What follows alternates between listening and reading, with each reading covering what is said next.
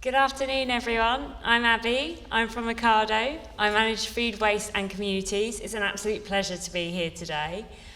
So we work with the Felix Project really closely. So we work with them to manage all our food surplus. And the reason why we work with them is not only to prevent food waste, but also to make sure that food surplus goes to communities that need it most. But we work with them beyond that. And it's an absolute pleasure to be managing this panel today, well, hosting this panel. And today we'll be covering innovation in food waste reduction and redistribution. So I'm super excited. And we partner with Felix, but we partner with them way more than just food surplus. And this is what we really want to get across to you guys today, the opportunity around innovation. So we really proudly partner with them on a project called Farm to Freezer, which is one of the great innovations that you'll hear more about today. So during this session, you'll hear from 4 experts who will share innovative ways Felix is expanding the capacity to rescue and redistribute food to people experiencing hunger. And if time allows, we'll also open the panel to questions. Throughout the presentation, I'd also like you to have a think about the innovation that you hear today and to your own organisations, and think about how that can relate to your own situations and how that can unlock more food. So I'm now going to introduce our first speaker. So that's Nick Kerle, Head of Production at the Felix Project. So I'm going to give you a bit of an intro now. So last year, Felix Kitchen nearly 1.3 million nutritious ready-to-eat meals produced this. It's amazing. This is essential in supporting Londoners in temporary accommodation, often without cooking facilities, and it allows the Felix Project to efficiently manage catering sizes and seasonal gluts. Nick has been with Felix for 4 years, and he's going to tell us a bit more about the Felix Kitchen and the food-saving potential of the new Felix Food Factory. Over to you. Thank you very much, Abbie. So, as Abbie said, the head of production of the Felix Project means I get to do a great variety of different things, and innovation is always very much at the core of what I do. I'll start with what's one of our values, which is we do it differently. I think it's the most important because that's basically my job. So we started out with Felix's Kitchen, that's coming up to almost this 4-year anniversary next month, where we take some of the amazing surplus food that lots of you in this room donate to us, and we turn it into our Felix meals, which are nutritious and delicious and ready to eat. It means that we can take in different varieties of foods, different formats, different types, and more during seasonal gluts. It also means that we can provide the food that people need in the format that they need it, so that we can support people in a different way. The core of what we do will always be our depots. It will always be our Felix vans. But Felix's Kitchen was able to add an extra string to Felix's bow. And to the most exciting part now, a labor of love for the last 18 months of mine has been the Felix Food Factory, which is our brand new production unit that we're building in Deptford. So it's part of the Coronation Food Project. So we've got our brand new Deptford depot, which I'm sure some of you have already seen, and if not, it's definitely worth a visit. Next door is the Food Factory, where we will be turning surplus, particularly surplus gluts. So during the sort of British growing seasonal gluts, we'll be able to take more of that food and turn it into long life, high quality products. That means that we won't be having to reject things during that absolute peak demand. We can take more of it and do more with it. We'll be doing that to begin with in 4 ways, and then I'll be asking Shane for some more money so I can do it in more ways down in the future. But we'll be doing that by dehydrating, blast freezing, and jarring, so jam and sauce making. And this is really going to be the new innovation of the Felix Project. And then next time I'm here, I'll tell you about the next one that we're going to do. But that's the core of what I do every day. Wow, that sounds amazing. Thank you, Nick. Can we have a little round of applause for that? I'm so impressed. Sorry, okay. Anyway, so next I'd like to introduce Peter Hall, owner of H.E. Hall and Son. In 2024, the Felix Project won the Waste Not, Want Not Award at the Grocer Awards for their groundbreaking rescue efforts at Peter's Organic Orchard. For 2 years, over 1,000 volunteers have visited the farm in Kent each summer to rescue upwards of 60 tonnes of plums, pears and apples. Felix is keen to expand their work in primary production, an area with significant potential for rerouting surplus. Peter will tell us more about the partnership and how you can help spread the word within your own supply chain networks. Over to you, Peter. Thank you. Good afternoon. Hi. Like a great many of Felix volunteers, suppliers, and people involved, I think we probably arrived here almost completely by mistake. In my case, it was driven by everybody's favourite dictator, Vladimir Putin, who, when he invaded Ukraine, caused absolute mayhem, obviously not just in Ukraine, but to the whole of the food supply chain through most of this part of the world, certainly in the UK. Costs of energy went through the ceiling, and along with quite a number of other things, and supermarkets, who were our customers at that stage, were scrabbling around to make sure that their numbers added up, and that was, in our case, at the expense of what we were paid for the raw material. We lost that year 50,000 quid, that's £1,000 an acre, which for us as a small business is a lot of money, just on variable costs. That was plainly unsustainable, and so we thought, well, we got to stop. We spoke to our farm advisors, who said, well, don't grub the orchards out because they're sequestering carbon, and there's a lot of permanent pasture effectively underneath where the farm's on a floodplain, so we could also be helping with drought and flood resilience. So don't rush in. Fools rush in where angels fear to tread. So we left them there, and we thought, well, we don't want to waste the fruit. What shall we do with it? My daughter-in-law and I thought, well, let's have a go. I said, why don't you see if you can find a gleaning food charity? Looked on the internet and found Felix, came top of the list. But the incredible thing is that, having winged off a quick expression of interest, within 20 minutes we had a call back saying, we would like to talk to you. 3 weeks later, we had several faces that I recognised sitting out there in the audience, sitting around my kitchen table. And in the beginning of August, the first group of people arrived to clear our plum crop. The previous year it had just dropped on the floor and been worthless and been wasted entirely. That was cleared by Felix volunteers from within the organisation. But because, as I now know, Felix were a gleaning project that would work on the basis that our farmer would say, I've got some apples in our case to be picked, cleared up, you can have. When can we have them? Well, now. When have they got to be off? On Wednesday. So the only way you could, actually it is Wednesday, isn't it? So, or Thursday, what day is it? I've no idea. Anyway, Thursday. By next Wednesday, doesn't matter. And plainly, there was no way that Felix could ever get organised on this, because they never knew what was coming. And you couldn't organise beyond the volunteers within the organisation. So what happened was that we enabled the Felix team to put together volunteers. Right, and you can see I'll never be a rock star with this. Put together a team of volunteers way in advance from, in our case, in year one, it was over 1,008 volunteers from 50 different companies within London. Some of them may be people who are sitting here, but they were the sort of banks, large accountants, lawyers, haulage, everything you could imagine, who were all doing their day's paid charitable work.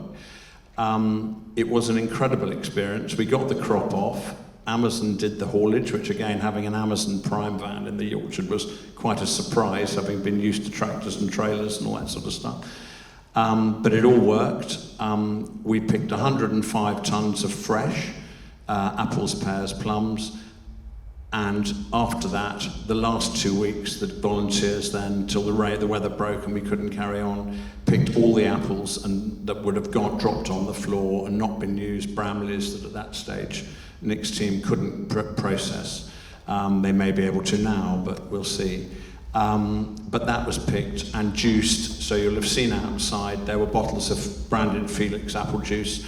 That all came from either our farm or from one of the other two that we brought on board for last season. There was zero waste. We got nothing, but it had cost us nothing. So we were 50 grand better off than the year before. Mm-hmm. Fortunately, the DEFRA now, as you're probably aware, have all sorts of environmental schemes, which I could go on for 3.5 days about, and you still wouldn't probably understand about, and I don't anyway. But one of which was to pay us a couple of grand a hectare to grow our fruit organically. Well, we'd grown fruit, not all our fruit, but fruit organically since the mid-80s, so there were no demons. We took them up on that. So last year, we were paid 2 grand a hectare, so we were able to do a bit to the orchard and make a small profit.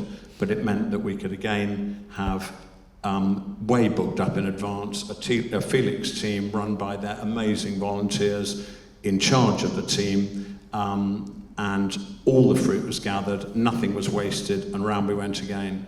In the interim, I'd managed to persuade 2 other people, one of whom is in the room today, that if you weren't making any money out of the supermarkets, how about this? They came on board, and so there are now 3 of us. We're just apples and pears and plums, and we hope to be able to expand that to other growers. But we know we have funding ourselves secured for this year and for 3 more, so another 4 years. Who knows where we'll be by then. But it has saved the orchards from being grubbed out. As I say, they're an amazing resource, whether you use them for sequestering carbon, improving wildlife, or improving your drought and flood mitigation. But it's also giving amazingly good quality organic food via the Felix team to those absolutely least afford to buy it in society. And anybody wants to talk about fresh production, I'm more than happy to sing the praises of the teams that have come out and worked with us. So that's our story as far as it goes.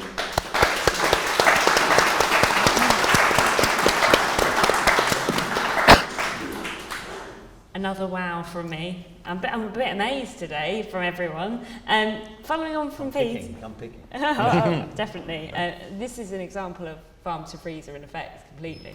And following on from Peter, please re-welcome Charlotte, Felix' wonderful CEO, who will be bringing an update on Felix' newly formed policy unit and how Felix used legislation change to call for systematic change to incentivise food surplus redistribution and better protect business over their liability when donating food.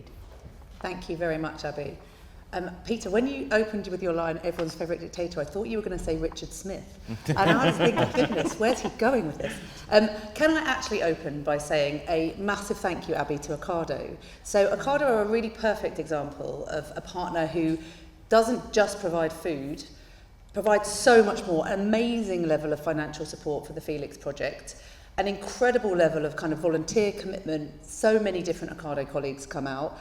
But on top of all of that, we co-locate with Ocado in West London. So I remember phoning up, we were moving out of our Park Royal depot over 2 years ago now.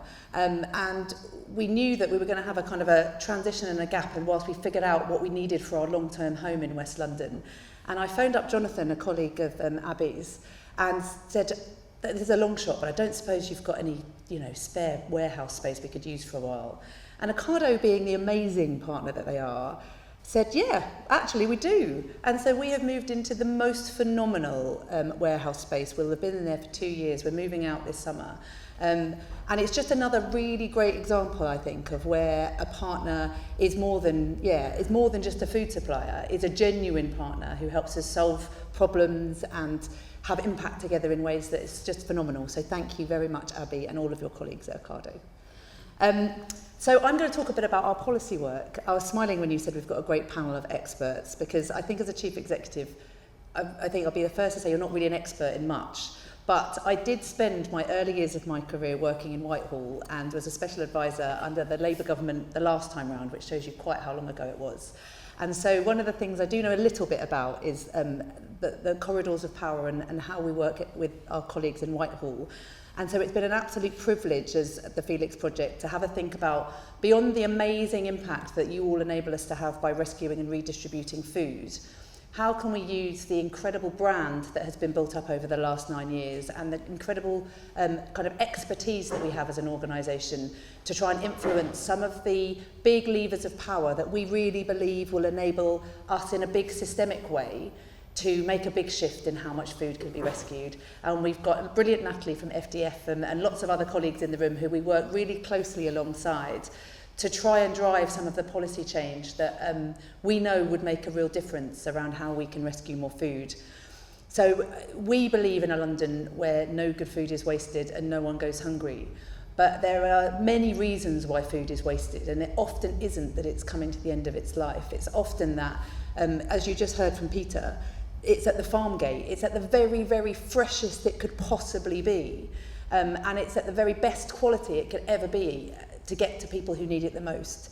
But we also know that there's really perverse incentives that are having unintended consequences that mean this incredible fresh produce, instead of getting to the people that need it, is either being ploughed back into the fields or is dropping, as Peter described with the plums the year before we started picking there, or is being sent to anaerobic digestion, so becoming animal feed or fertiliser or producing energy. Now, we are no way against anaerobic digestion for food that isn't fit for human consumption. However, we know that the government is spending about £750 million a year incentivising farmers to send a lot of which perfectly edible food that could be getting to the communities that we know desperately need it to go to anaerobic digestion. So we have been trying to work with the government to think about actually, rather than all of this money sending that food to anaerobic digestion, how could we incentivise farmers to actually send that food into our system? So we and lots of other partners in food redistribution do this differently. So about a year ago, a bit less than, we set up the Felix Policy Unit, which sounds very grand, but it's basically Dan, by I'm sure, and me and some colleagues. Charlie helps us, and we work alongside people like FDF and others to really try and talk to government around things like the sustainable farming incentives that Peter could talk about for 3.5 days. But trying to say, wouldn't it be fantastic, as the government is currently reviewing the SFIs, if farmers were incentivised to get food to us? So we've done a great piece of work with some partners, which we're about to publish, working with farmers and others to look at what the opportunity is if we were able to embed this in a systemic level. So not just through amazing volunteers and colleagues being able to send people out gleaning to fantastic farms like Peter, but actually for farmers to be able to be paid in the same way they are for anaerobic digestion to get that food into our system. So we're doing a lot of work. There's 2 big priorities for Steve Reed, the DEFRA Secretary of State at the moment, and one is around the kind of the food strategy, and one is around the Circular Economy Task Force. So we're doing a lot of work around how we can embed this into the sustainable farming incentives. We're also doing a lot of work with them around how we can reform corporation tax, so and incentivise donations. So in other countries where food redistribution is done on a significantly bigger scale, it's because there are tax incentives for businesses to get their food into our system. So we've done some great modelling, and we're doing some work with EY and others to look at how could the government change the incentives for businesses to do this more. So again, we've started to embed that into the work that they're doing, both in the food strategy, but more in the Circular Economy Task Force. The next area we're really pushing on, and again, with lots of people in this room's help, is around introduction of mandatory food waste reporting. Now, this one we are getting some really good traction on, and all indicators are that they are going to announce this one, we hope, pretty soon. As lots of us will know, if something isn't measured, it's very hard to then make sure you're really tracking it and driving change. And so I think they're going to announce, we hope, fingers crossed, that they will introduce mandatory food waste reporting as part of those 2 areas. Quite when it will come online is still being discussed, but we believe that if businesses, and lots of the businesses in the room who do this, do it voluntarily anyway, but we'd like it to become mandatory, so all organisations do. So there are a few examples of some of the things we're working alongside lots of others to do. There is going to be, out as you go out and can pick up an impact report, there's a note that's just got all of the details of those on that you can take away with you. One of the things, bits of follow-up we'll do following this, is we've got a letter that's going to Steve Reed, the Secretary of State, and lots of our brilliant food supply partners, including the CEOs of lots of our partners. The CEO of Ocado signed it, of Tesco, Sainsbury's, lots of others, saying that actually the food sector really support these these kind of policy asks. So we would love to find a way for you to get behind us. The more voices, the more collective impact we can have, the more ways government hear from not just us as the food redistribution sector, but from all of you, that these are a good idea and would make a real difference, would be hugely welcome. So one of the ways that you can get involved isn't just, as we said, around giving us your food or sending volunteers to help us or financial support, giving us your voice, helping us with the advocacy and helping us champion some of these policy changes really helps us as well. Thank you.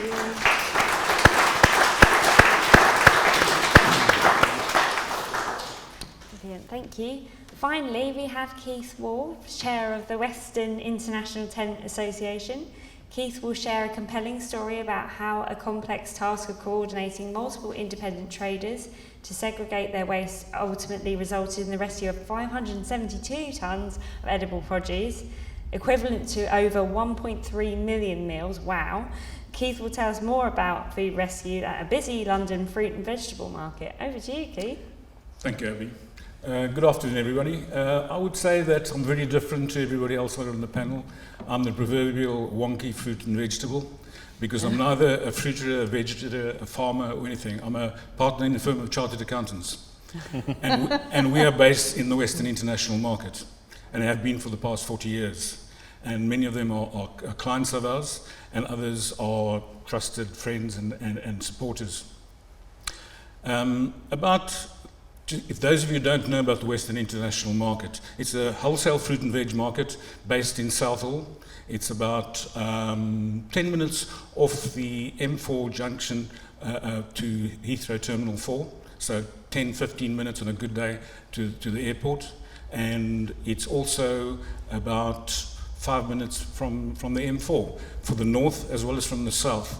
And when we sell throughout the whole of the UK, because of our proximity to Heathrow, the majority of the fruit and veg comes through our stands and gets distributed up north. Between 2 and 4 o'clock in the morning, the trucks from Manchester, Bradford, Birmingham, Glasgow are all in there. It's pandemonium trying to get this all out to market. But getting to the fruit and veg, about beginning of 2023, we were approached by Felix Project, a number of people also in the room and some not in the room as well, about clearing out edible waste from the market. Over the years, we've had various people come in and it's never really worked. So together with our landlord, the London Borough of Hounslow, we decided we'd actually make this work. And being an accountant, to me, it's great that we're supporting the charities. I think it's probably the most wonderful thing that I've done in my life. But more importantly, my job as the chairman of the association is to try and keep the service charge costs down. By keeping that down, we keep the price of goods down as well. And the cost of goods going into the digesters cost us transport cost only, up until a few months ago. I'm pleased you brought it up, because now, because of the change in the regulations of waste, there are more people that are providing waste to the digesters, and they can't cope. So what have they done? They're starting to charge us for taking it to the digesters, whereas we didn't have to pay for it before. The original forecast that eventually they would be paying us to give them the food waste is now exactly the opposite. So we are definitely trying to get more edible waste to Felix Project as opposed to going to the digesters. So since June 23, and I need to correct the figures because it's right up to date at the moment, up to the end of May 25, 23 months, we've donated 834 tonnes of edible waste to the project, which is 2.3 million meals that has been come out of our place. And we'll hit... Thank you. And I think in the next month and a half we'll hit the million tonnes easy, because we're in the soft fruit season, and that's where we pick up the majority of the edible waste. But however, what we need to do is to get it from the digester and from landfill, because some of the contaminated stuff doesn't go to the digester, because now the digester has also said, in the past we were allowed a 5% contamination and they would clean it out. Now it's a 0% contamination. So we have to spend, and we've got more people working to uncontaminate, or alternative, if we can't it ends up in landfill, which is very, very expensive and, as far as the service charge is concerned. Now, if you think that we've given 2.3, whatever it was, million meals, or 834 tons, our food waste that goes to digesters on an annual basis is almost 5,000 tons. Now that's a lot of gain in there. So, and they're only taking at the moment about 10% at best from us on an annual basis. The rest is all going to the digester, and we need to get more of it across. So the only way we can do it, another little bit of a stat as well, because, sorry, I'm an accountant, is that of the tenants in the market, we've got 110 units in the market, 60 tenants, very diverse, both in language and culture and in produce. And of those, I would say at the moment, 15 and a squeeze, 20% of them provide edible waste to Felix Project. About another 15% don't provide anything because they sell high-end premium goods and only to order, so there's never any waste from them at all. And the balance, we still have to convert. And the way to convert them is for education. And the only education we can do is on the floor, because that's where it's really happening. You can say to the tenant or the owner of the unit, please give, etc., and he will do his best. But he's there to make some money as well. So he's trying to get the last penny out of the goods that are on display and not dispose of it. However, on the ground, we've got the staff who are cleaning, throwing away, packing aside, giving to Felix Project as well. So what we've done is a few things. One, they used to be at the back of the market behind the trading halls and amongst the to and froing of everybody, and I found that it was a bit of a distraction. So we've moved them into our buyer's car park. We've put a canopy up and a dedicated area just for them.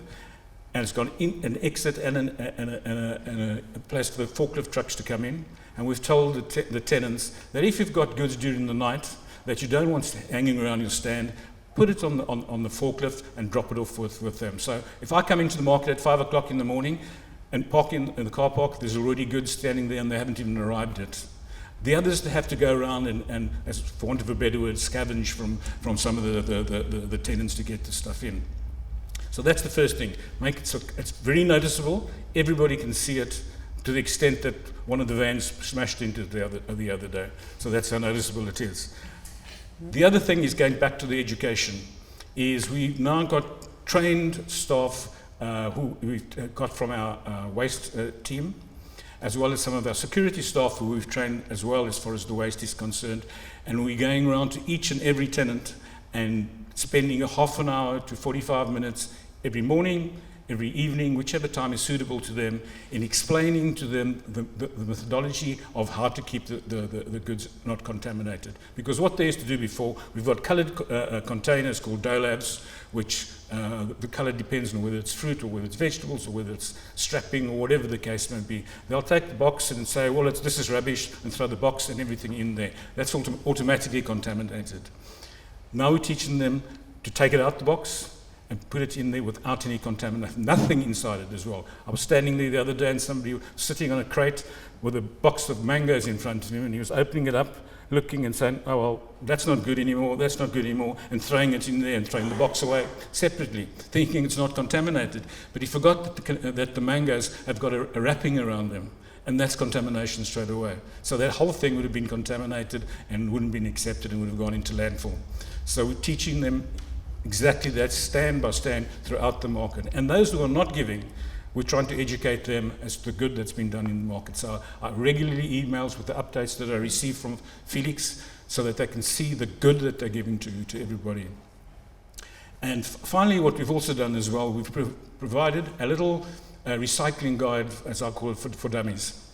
It's 8 pages long. It's got about 4 pictures on each page with a do and a do for a tick and a cross for a don't of exactly what needs to go where. And we've got it in English, in Hindi, and in Punjabi. so that it crosses a big section. And we've said to anybody else, if there's any other language that you've got that we don't want, we'll translate it into that as well, so that everybody can understand it. So you can actually see the chap sitting on the side there with the book in his hand, and he's doing that, and he's doing that, and eventually it'll become second nature to him, and he'll automatically do it. And that's the other reason why we put it into all the different languages, because if he can't read the English, I can understand everybody saying he should integrate and learn the English, but if he's just recently arrived and he can't, I'd rather convert him by giving it to him in Punjabi and Hindi so that he can give it than say, well, let's go and learn English. To me, it's more important to get the edible waste than other part will be secondary as far as that is concerned. And I think that the partnership that we've got with them is absolutely amazing. They're extremely friendly with everybody in the market.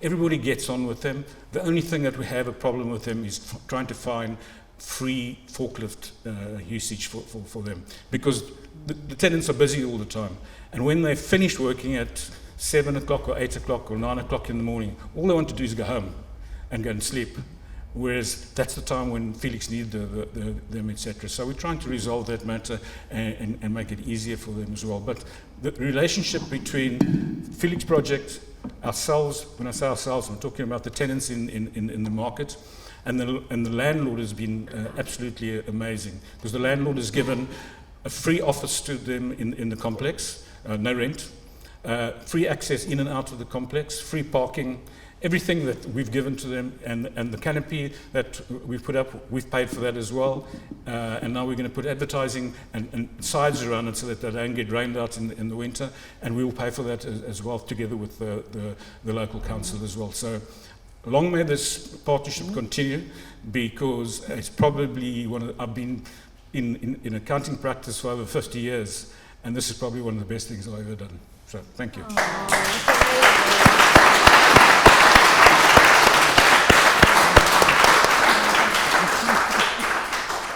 Oh, what a great inspiring session this has been. I think we've got time for maybe one or two questions. I just wanted to open the floor now, open the panel for some questions from the floor, if anyone's got any. Hi, I'm Melanie from North Kensington Community Kitchen.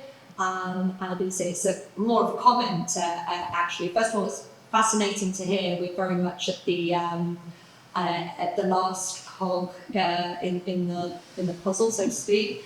I'd just like to say thank you to everybody, and also to be able to put a face to the apples and the pears and things that have come into us, and also the squeezed apple juice that also came into us, and we were able to distribute that to some of, we've got some of the worst child poverty statistics in the whole of the UK, in one of the richest parts of the world, as some may or may not be aware.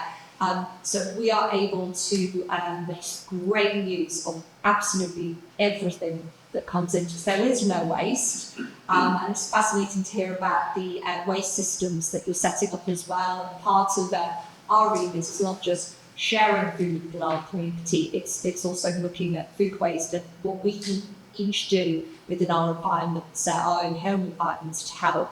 So hopefully we'll be able to take some of your knowledge on board. Thank you so much, really appreciate it. Thank you. I think one of the best bits of my job is that I get to see the whole journey of where the food goes, and both Peter and Keith regularly make me cry, because just hearing that what impact it has, I think, is amazing. But coming out onto the farm and seeing the impact, the really positive impact it's had to the farm, but also how amazingly joyful it is for all the volunteers who come out. They have such a great day. And then similarly, if you'd have told me that getting up at 4 o'clock in the morning to go to a wholesale market was going to be wildly fun, I think I'd have said, not so sure. But actually, whenever I've come out to the Western International Market, it's such a satisfying morning of seeing, all of the different food that you can literally kind of feel the carbon on this. You can imagine, these are like beautiful melons that have literally been flown halfway around the world, and all of the effort and energy and water that went into whatever exotic bit of the world to grow those melons, all of that energy to literally fly them around the world to get them to the Western International Market, for them to then be thrown away when there are so many people, as we've just heard, who could desperately use that beautiful fruit, it's just wrong. It's just wrong. So it's amazing to absolutely see the journey of where it starts and where it ends up. And you get a good breakfast. Yes, that's true. And there are volunteer opportunities available at both the farm and the market for anyone who hasn't visited. The good news is that it looks like that there's a very good crop hanging out there this year. The blossom went through very rapidly, and the set was good, and we had good cell division, and the crops generally look excellent. So fingers crossed. But you're right about the volunteers, that it's an opportunity for us as well to brainwash them all when they're trapped having a sandwich at lunchtime and sitting down. Either I or somebody is unleashed on them to explain that they really, each one of them is probably picking 350 to 400 meal portions on their own, and they're stunned by that. I've only had one person actually over the 2 years who's actually asked, am I really doing any good, or is this just to make my company's annual report look excellent? And the answer is, without the volunteers, I can absolutely promise you it doesn't work, and certainly not with what we're doing, it doesn't work. The other thing is, listening to Keith about it's the economics that are driving this as well, where you used to be paid for the AD contribution, it's now a cost. It's the economics that's driven us. It was too expensive to produce it for the normal food chain, but with a very, very small contribution relatively from the public purse for the environmental budget. If only they could link the environmental budget up with, as you say, not dishing out 750 million quid to support AD plants with perfectly good food, with using the NHS budgets or the Home Office budgets or the Department of Education budgets, where they're providing food for patients, prisoners or students in no particular order. If that budget could be used to be fed and linked to the kind of things that are going on to support small family farms. 94% of all the food in the UK is produced by 8% of the farmers, just to give you an idea. The rest of us are simply managing the landscape to make it look nice when you fly over it or walk through it or do something now. But what we can do is link very closely with charities, because we're super, super flexible and we're embedded in our own communities. So it's a wonderful opportunity. If only, I know you bang your head against endless brick walls in Whitehall endlessly, Charlotte, but if we could only link these silos together, the money's there. They say they haven't got any money, but they're spending it. They're just not spending it in a logical and joined up way. I think if it's, comments, answers on a postcard, please. I would also, on the back of the policy sheet, ask you all to just have a look. My colleague Dan has made this brilliant diagram, so do have a look at it. Basically, on one side of it, it talks about where the kind of government hierarchy, it says the food should go. And this whole idea that, we should be redistributing it to people first. And then on the other side, it's got the actual statistics of where the food does actually go. And what it shows is that less than 1% of the surplus food is redistributed to people. Less than 1%. It's an absolutely shocking statistic that we are still seeing over 23% of the food being sent to animal feed. And over 16% going to anaerobic digestion, and. So we've got, it's remarkable that we'll do 44 million meals this year, but what I think is even more remarkable is how much more food there is that we could be redistributing. And we've just heard some examples of how that could be done. But there is so much more for us to go at if we could change some of these policies. Nick, I can tell you keep wanting to talk, and I keep going on about... No, I was just thinking about what I'd be making in the months ahead with all of this wonderful things. The dream being that we can rescue some of that fruit and produce from places like Western International, bring it in, grade it, and then turn it into a long life product that is exactly what the charities we support need. Because, providing it in a way that is full of care, love, and delicious products is the core of why I do what I do and why my team do what they do. Excellent. Yeah. And I think I've been so impressed by some of the innovative stuff that you've been able to do with some of the produce, like being able to like turn it into incredible stuff like the apple juice, and how quickly you're able to turn that around with the progress with Deptford and things like that. The opportunity is massive, I think, around that. And I think if people understand that whole production, that scale, I think that's a real opportunity to put that in a package for people to understand a bit more. So I think there's a lot of opportunity around it all. Yeah, it's Charlie and the Chocolate Factory, but for the surplus world, is the unofficial name that I won't use again, marketing team, but that is what it will be like. Amazing. Did anyone else have any other questions? Abbie, I've got a question for you, Justin from the Felix Project. What do you think Ocado will get out of their partnership with the Felix Project, and especially your people?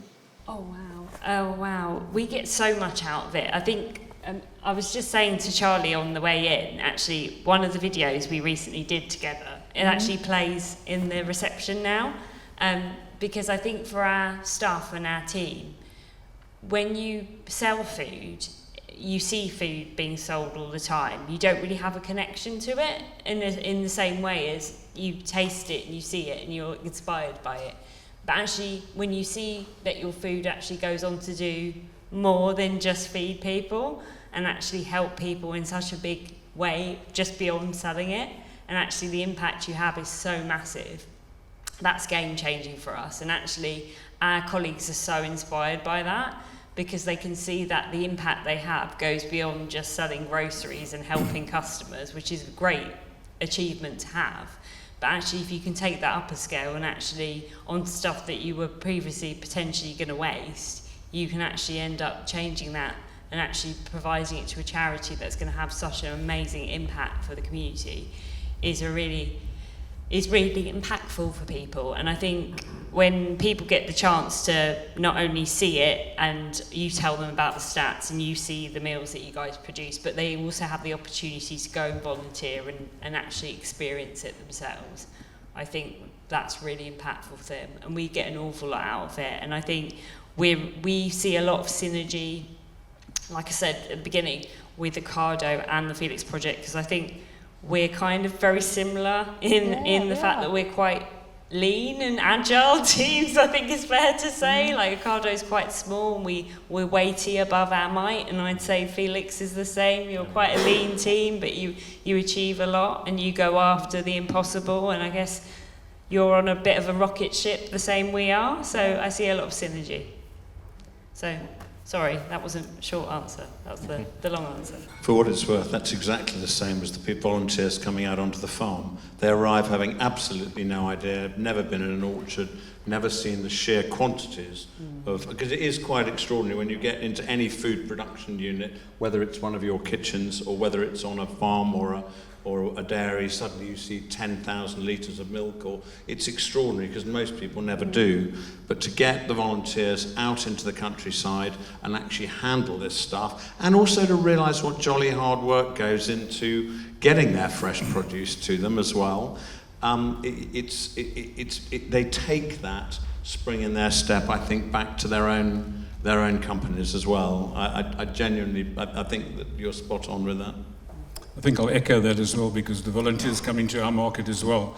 And it's unbelievable to see at 3 o'clock or 4 o'clock in the morning, them dressed in their high-vis jackets and trousers and gloves, etc., and getting stuck into barrels, buckets and buckets and buckets of satsumas or oranges, or whatever, that half of them are green and half of them are orange and half of them have got all strange colours, and they're whistling and singing and carrying on and enjoying themselves. And as a couple of them have said to us, they've never ever been into a place and seen the volume of the produce and the diversity. Some of them never seen some of the produce that didn't even existed. And the other thing is, as well, is that we also get the news crews coming in, ITV, BBC, Sky News come into the market regularly to give their business briefings from there. And a few years back, it couldn't be a few years, we've only been together with about 2 years now as well. So about maybe 2 years back then. So that one of the teams came in, and at the same time the supermarkets were having these massive empty shelves. And they walked into the market and they looked around and said, so where is the food shortage? Because the place is rammed with produce. We don't supply the supermarkets. We used to many years ago, but they've developed their own supply chains, etc. So we supply the smaller markets, the smaller restaurants, the middlemen, etc. And the people miss, to a large degree, and this is me just pounding on the horn, the high street grocer. They really do. And a lot of them are opening up around the place, and we get new customers in the market where they're opening on the high streets for exactly that particular reason. But the joy from seeing the people working there is unbelievable. Volunteers who are not aligned to any company or doing corporate responsibility or anything like that, but just ordinary people come in there for a few hours, then go home and get showered and go back to work. It's just amazing. It's fantastic. Speaking of amazing volunteers, I do just want to say to anyone in the room, as well as coming to talk to people in the green t-shirts, we've got two of our founding trustees. So Justin, who just spoke, is Felix's dad and is one of the founding parts of the organisation. Michael Millership here was one of the founding trustees, and we've got Gavin, who's our chair, also here. So as well as coming to talk to us, I always say at Felix, I stand on the shoulders of giants, the people who actually created this magical organisation, and we're really lucky to have some of them in the room today. So alongside coming and chatting to us, please make sure you go and talk to them, because this organisation wouldn't exist without them. There you go. Oh, if you've got a question. Question, but just want to say we've been serving. Sorry, my name is Felix Project. I'm from Jalaram Temple in Greenford. We've been serving food at Charing Cross, just about 150 yards from here, for the past 8 years. For the last few months, we've been giving up the apple juice, and also and they're on like a treat. And same with the melons, which we get. We chop them and give it to the homeless and the needy people every week. So we serve 250 to 300 people every week, and we've been doing that for the past 8 years. Recently, we achieved 1 million meal milestone. So thank you so much for the efforts and watermelons.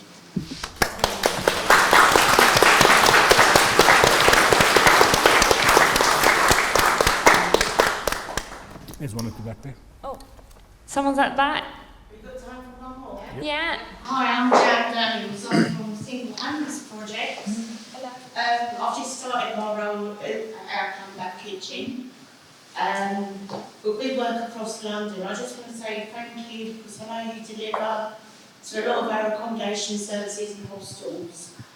But what I wanted to ask is, I've been very inspired today about volunteering. I'd love to chat to you guys about, if our clients, our residents, can help volunteer. I know some of our guys, they've not even been in the countryside, and if they can, in your kitchen, they can help out there, please come and chat to me. I'll come and say hi. All right, obviously really good area. Yeah. Very on brand hair, very on brand. You might need to copy that, Charlotte, just to finish the green. Got it. Got the shoes next is the hair. Oh wow, I don't want to close the session, but I know I'm going to have to, so thank you everyone. I've been really inspired. I don't know about anybody else, but it's been brilliant. So I just want to finish really quickly by saying I hope you have found this really inspiring, and what I would really encourage you to do is really think about what you've heard from the innovation point of view, and have a think about how you can relate it back to your own organisations, and think about those really hard to get and unlock parts of your surplus, and have those conversations with these lovely Felix people here. And also you'll also have the chance to feedback and pose questions on a survey that will be coming out after the whole conference closes. But thank you so much, and I've had a great time. Thank you. Thank you, Abbie.